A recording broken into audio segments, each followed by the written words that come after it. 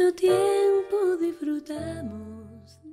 Hablar hoy en día del control de constitucionalidad es ciertamente de actualidad, y esto a partir de la reforma constitucional del año 2011, en donde se introdujeron a los tratados internacionales como mecanismos protectores de los derechos humanos en México.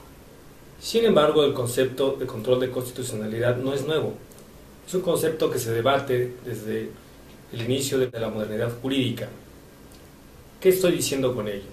El control de constitucionalidad es un concepto que ha venido depurándose a partir de quienes han señalado que es necesario hacer una defensa de la Constitución. La Constitución no se defiende, porque hablar de la defensa de la Constitución es como hablar de un mecanismo vulnerable, y ciertamente no lo es. Otros hablan del control constitucional. El control constitucional hablaríamos de tener a un ente que debe ser controlado, y no es así, porque la Constitución es un marco referente de organización de un Estado y un instrumento garante de los derechos hoy llamados humanos, yo diría derechos fundamentales de los individuos en un entorno social.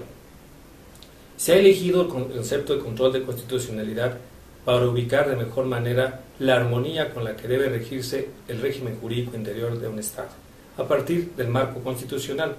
Y esto es la armonía de todos los actos jurídicos, positivizados o no, en torno a la Constitución. De esta manera, aquellos que tienen a su encargo el control de la constitucionalidad tienen que procurar que los actos sean conformes. Es un concepto que hoy en día la Corte, la Suprema Corte de Justicia de la Nación, ha referido como un elemento fundamental. El primer elemento fundamental es que los actos de las autoridades, ya sea desde el punto de vista administrativo, vinculantes con los individuos, o a partir de las normas generales, sean en todo momento conformes con la Constitución. Si no fuera el caso, entonces tendría que preferirse la aplicación de normas protectores que son las de la Constitución y de los tratados internacionales.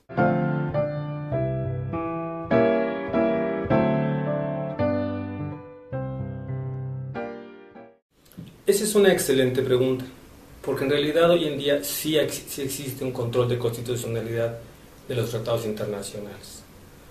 El artículo 133 de nuestra Carta Magna establece que los tratados celebrados por el Ejecutivo con la aprobación del Senado serán ley suprema en toda la Unión. Esto significa que en principio un sujeto que lleva a cabo el control de constitucionalidad es el propio Poder Ejecutivo, el Senado en segunda instancia. El momento de formación del tratado, el órgano complejo que es el Ejecutivo y el Senado tienen que llevar a cabo control de constitucionalidad. Y esto es armonía del tratado con el documento constitucional. Otro momento donde podríamos hablar de que hay un control de constitucionalidad es a partir de las acciones de inconstitucionalidad previstas en el artículo 105, fracción 2 de la ya citada Carta Magna. ¿A qué me refiero? Que se establece en su apartado segundo, en su fracción 2 romano, que pueden ser combatidos vía de acción de inconstitucionalidad los tratados internacionales. Esto es un control represor o a posteriori. Lo mismo al artículo 107 en su fracción 2 nos señala claramente que los tratados internacionales o las normas de los tratados internacionales pueden ser combatidas por vía de amparo. Y hoy me centro en este tema toral porque ciertamente no solamente pueden ser combatidos, sino se puede llevar a cabo una declaratoria general de inconstitucionalidad de los tratados internacionales. Luego tenemos un control ciertamente, pero es un control a posteriori o represor. ¿Cuál es la complejidad de esta circunstancia? Que este control se da en momentos donde ya forma parte del sistema jurídico del tratado internacional. Llevar a cabo su control represor tiene efectos de expulsarlo del sistema jurídico, y esto es donde se centra totalmente el punto que desarrollaré a continuación.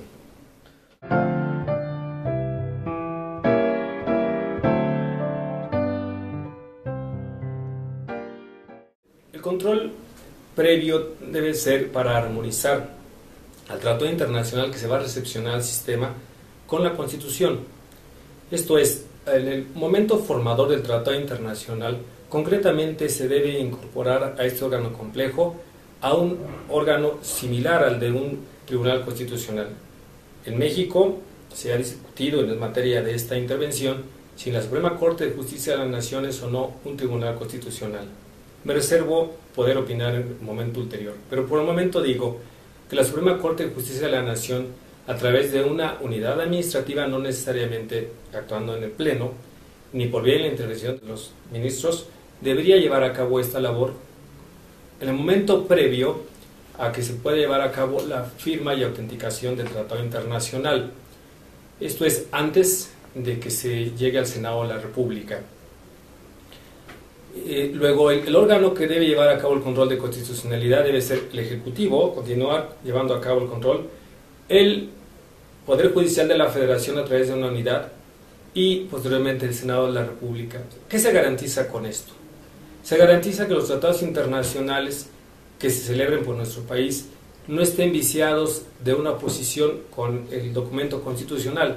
Luego, en consecuencia, sería innecesario seguir manteniendo el modelo represor, sobre todo de las acciones de inconstitucionalidad. ¿A qué me refiero con esto? Consecuentemente, con una reforma que es del artículo 133 de la Constitución, que establezca que tendrá que intervenir la Suprema Corte de Justicia de la Nación o el Poder Judicial de la Federación a través de la instancia que se señale para este efecto en vía preventiva, necesariamente tendrán que desaparecer las acciones de inconstitucionalidad, porque las acciones de inconstitucionalidad no tendrían razón materialmente de existir. ¿Cuál sería la consecuencia de mantener este modelo de un control represor?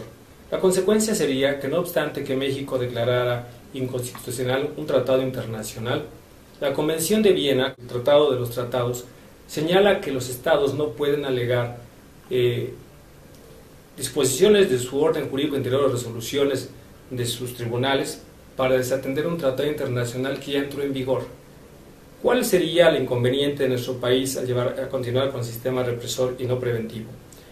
Que tendríamos una serie de desventajas porque estaríamos obligados en términos del derecho internacional público a honrar al tratado internacional en cuanto a sus obligaciones, pero no aprovechar sus derechos por parte sobre todo de los individuos. Esto es, si el tratado es heteroaplicativo, como la mayoría de los tratados internacionales lo son en nuestro país, los individuos no podrían invocar los derechos de los tratados. Es más, la nación mexicana, el Estado mexicano, no podría alegar los derechos favorables del tratado, pero sí seguir vinculado con las obligaciones.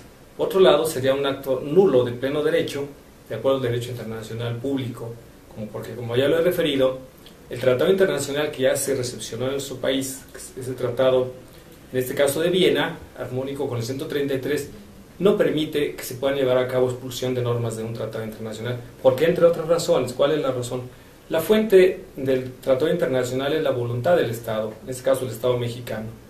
Por eso, para poder eliminar sus obligaciones, tendría que concurrir la voluntad de la otra parte contratante. Se trata de un tratado bilateral, o de otros estados se trata de un tratado multilateral. Mientras que las leyes que sí son combatidas por vía de acción y las disposiciones de orden general, su fuente es el proceso legislativo, o en otro momento podrían ser las actuaciones del Poder Ejecutivo.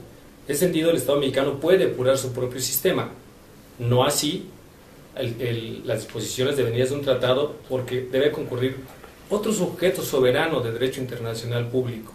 Ahí la problemática planteada y la solución, indiscutiblemente, es llevar a cabo una enmienda constitucional en donde se proponga la integración de un órgano complejo, reitero, que puede llevar a cabo este control preventivo, luego desaparecer el control represivo a partir de la acción de inconstitucionalidad y no permitir que por vía de amparo se pueda llevar a cabo la declaratoria general de inconstitucionalidad de una norma contenida en un tratado.